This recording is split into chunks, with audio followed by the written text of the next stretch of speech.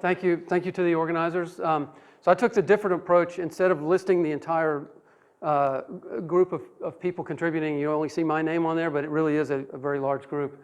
So this is a collaboration across several of the national laboratories in the U.S. And also the NIST, the National Institute of Standards and Technology. So you see a lot of names there. So this is definitely not all my work, even though my name is on the page. So the top level goals that we're trying to achieve are basically looking at the process of additive manufacturing, which is really changing the way parts are made across a number of different industries. So this is additive manufacturing of metal parts, titanium, stainless steel, nickel-based superalloys, Inconel, those kind of things. So it's opening up a lot of doors for manufacturing, but there are a lot of challenges. The microstructures that you get out of these processes are very different from the traditional ones, and some of them have very poor properties. The good news is that although there's a very complex interplay between all of the physics that's happening during the process, we have a fair amount of control over those the parameters that go into that process. And so that's what I'll talk about. So there's this big parameter space. We'd like to optimize over that and really be able to design additive components using controlling locally the specific properties throughout a part, and then control the geometry and all of that, and ultimately accelerate the certification, qualification of parts that are made. So if you're not familiar with Oak Ridge National Laboratory, it's in Tennessee. So think Jack Daniels, lots of bourbon. And we work with two other national laboratories, Los Alamos, which is in New Mexico, and Lawrence Livermore, which is in California, and NIST, which is not on the map, but it's in the DC area. Oak Ridge, along with the other national laboratories, fields a number of large computers. And if you saw Dr. Kothy's talk this morning, we're really driven by the march of these new machines. So the machine that's been on the floor for the last 7 years is called Titan, and it's going to be decommissioned in the next couple of months. And it was the first machine at Oak Ridge to use GPUs in addition to CPUs for its performance. The next machine, which is now on the floor, is called Summit. It was announced last year, and it's been #1 on the top 500 list since it was launched last year, and it's starting to do production work, and we're working on it. Doug, is it going to be kicked off next week or not? #1? We don't know yet. So it may lose the #1 spot next week at ISC, but we'll see what happens. So a quick comparison between Titan and Summit. They're similar in some ways in that they both are a CPU, a standard CPU combined with a GPU, and both machines have NVIDIA GPUs. This was the Kepler K20. These are the Volta V100s. The CPU is different, but and you'll notice that there's a drastic reduction in the number of nodes, but each node is much more powerful. So whereas each node on Titan was about 1.5 teraflops, each node of Summit is extremely powerful, 42 teraflops each, and there are 4,600 of them. So this leads to, since there's also a different ratio of CPU to GPU cores and processors, there are now 6 GPUs per CPU. So this actually leads to a machine that has fewer nodes but more GPUs packed into it. And so we get a large improvement in the peak performance at a relatively modest increase in power. It's still a significant amount of power, so 9 megawatts for Titan, 13 megawatts for Summit. About 90% of the performance was on the GPUs on Titan, and about 95 to 98 is on Summit. So the point of this is that we really have to pay attention to using those GPUs, otherwise we're just generating heat. So the point of pointing this out is that we're looking at a particular physics problem, but we're really trying to develop applications and algorithms to achieve the goals of the application using these machines, because they are the path of the future. And our next machine was just announced a few weeks ago, which is another CPU and GPU machine, this time using both AMD's and this is the machine Frontier. It will be fielded in 2021. Okay, so programming these machines, as I mentioned, we really need to take advantage of those GPUs. We're seeing that no matter what path you take architecturally, we're getting increasing hierarchies of memory, now hybrid processors, very high flop to byte ratios. Data movement is very expensive, and computation is cheap. So that gives a preference to algorithms that can emphasize locality. And we also need to be more aware of fault tolerance. So as you heard in Dr. Kothy's talk this morning, the Exascale Computing Project was launched to accelerate both the hardware and the software roadmaps and then prepare applications for these machines. So I can skip that since Dr. Kothy covered it this morning. And this is, as he mentioned, this is one of the multiple application areas that's seeing investment. So what is additive manufacturing? It has a long history. It actually arose back in the 80s. And it also goes by the term 3D printing. Recently, it's exploded in the polymer realm. You can buy very inexpensive desktop printing machines. It's also known as rapid prototyping and free-form fabrication. So in the early days, it was really not delivering the quality of parts that would be final. It was more for generating prototypes or making molds for other parts. But now we're to the point where we're actually making final parts. So we can actually build up these parts that can be used in a final product. And GE is doing this with some nozzles. There are other parts that are under development. So they're doing full production of additive parts. So it's really a family of processes that are used. They have a lot of attractive features, very complex parts, some that you can build all of with and not have to assemble later. There's less waste, and we can take apart, scan it, and then replicate it. How does it work? We take a CAD model, we turn it into a surface, faceted mesh. We slice it in 2D. And define a tool path where I'll explain what the tool is in a minute for each layer, and build it up layer by layer until we reach a final finished part. So this obviously is not Inconel or stainless steel, but it's a good example of how this works. So for metal additive, there are a number of different techniques, some of basically categorized by the energy source, which can be a laser or an electron beam, and the feedstock, which can be a wire or powder. But they all share a lot of common physics attributes. The powder properties and behavior are important. Energy deposition, melting and rapid solidification, heat and mass transport, and grain microstructure evolution under those conditions. So we are focusing on the powder bed technologies, E-beam and laser. On the left, you see a laser undergoing during a build, and on the right is an electron beam. You can see they have similarities, but there's a lot more spatter here. There's not nearly as much here, and these things lead to different types of defects that you get. The main reason you don't have as much spatter here is that there's a sintering pass that kind of locks the powder into place.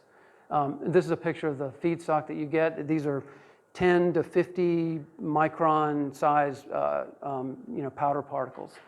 And so each layer is basically that kind of, so those slices are very, very small. So one takeaway from that is that this is not really a quick process. It can take hours or days to build a part.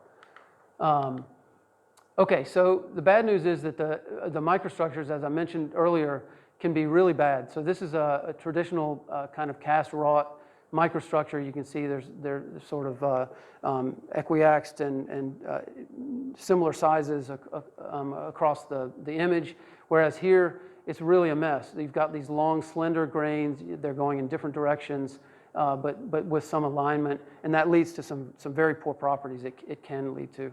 And this is a plot of fatigue for traditional processes versus kind of straightforward additive. The good news is that there's a strong dependence on the process parameters. The laser power, the scan speed, the scan pattern, which can control the solidification rate, and the part geometry and the bulk properties. So what that means is we can control by adjusting the scan path from just a straight back and forth to a more complex path. We've demonstrated that we can control the grain structure and actually get equiaxed and columnar grains in different parts of a build just by changing the scan strategy. So that gives us hope that we can a priori have this kind of control that we're looking for. A disadvantage is, a challenge is that the traditional process structure property performance relationship that you see in materials science. Here we have as I mentioned, the process parameters which lead to the grain structure, porosity, grain size, crystal structure, and then the properties and the ultimate performance. There's a lot of uncertainty for additive processes in this relationship, although there's a tremendous amount of knowledge for processes like welding and casting. It's not really well understood for additive. And so for each of these steps in the additive process, we have different simulation approaches. So there's the melt pool, there's fluid flow and solidification happening at the melt pool, then the grain evolution, phase field and kinetic Monte Carlo and cellular automata, different approaches to do the microstructure evolution, polycrystal plasticity to do the mechanical properties, and then upscale into fairly traditional thermomechanics for the final build. So what we've done in the project is turn this into a 4-stage process where we first do a coupled simulation to produce the as-built microstructure, we'll call it. Then during the cooling phase, we have a late time microstructure where the microstructure is continuing to evolve during the cool down. There's solid-solid phase transformation and other mesoscale effects that happen to change the microstructure. Then we take that final microstructure, perform polycrystal plasticity by applying different stresses at the local level to set collections of 1,000 or so grains together to obtain the micromechanical properties, and then upscale that to do a full build. So for the rest of the talk, I'm going to I don't know how much time I have left. Let's see.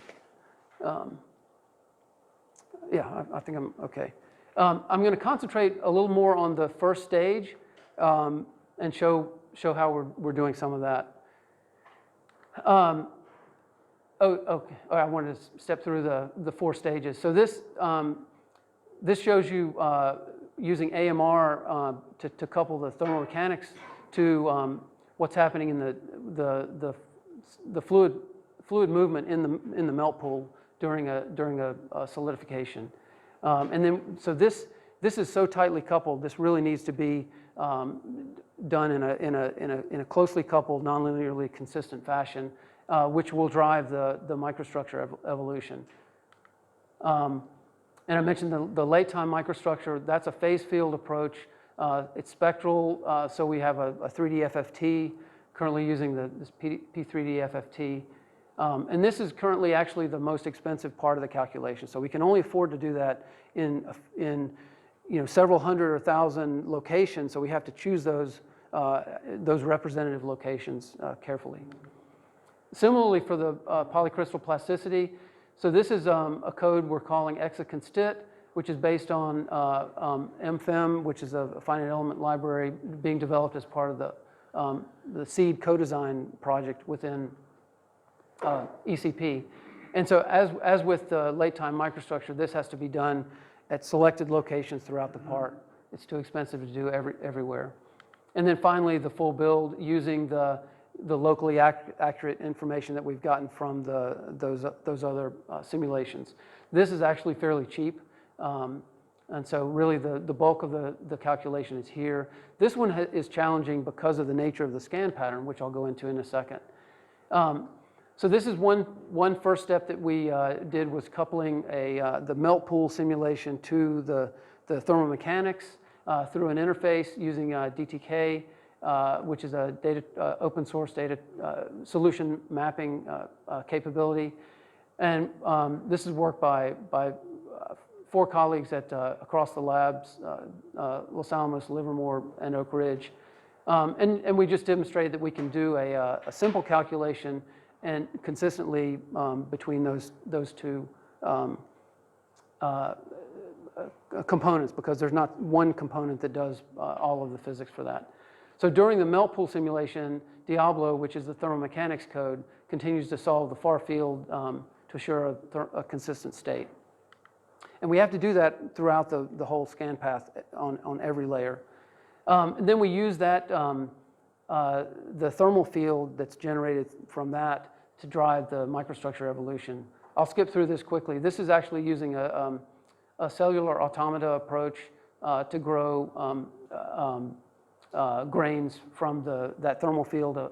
And this is showing the difference between if you don't have fluid flow versus if you do have fluid flow, demonstrating that it is important that we capture that flow that's happening in the melt pool.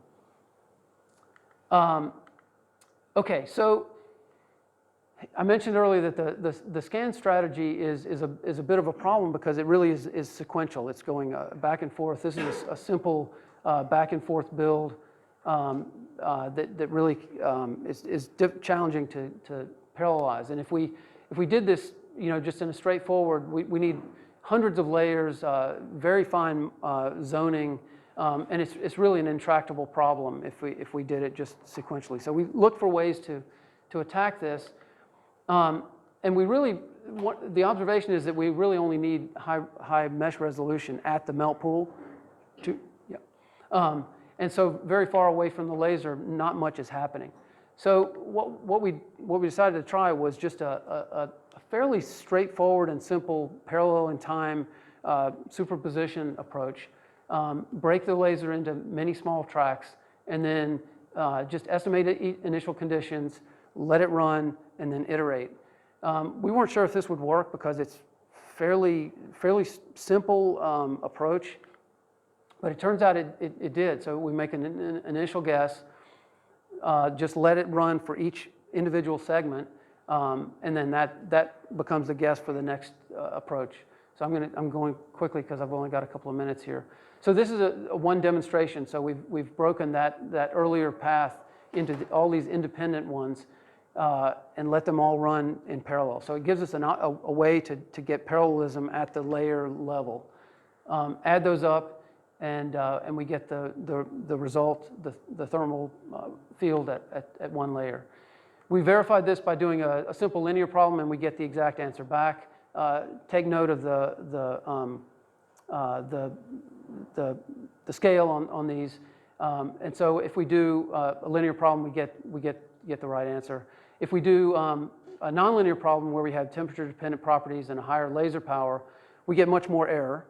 Note the scale here, much bigger error, but we just do a few iterations and it converges. So this is the same thing that was on the previous slide, and this is after 3 iterations, and we're back to the same kind of scale of error that we had on the other. And so this is very promising. We can even have latent heat, and with 3 iterations we knock it down. So again, we have to do 3 to 4 times as much work, but now it scales, and we have a parallel approach to do that scan strategy. So we are going to have to change our code coupling strategy from an interface to a volume coupling, but that's straightforward, and we're almost done with that. And so I think I will just stop there and ask for a couple of questions. So thank you.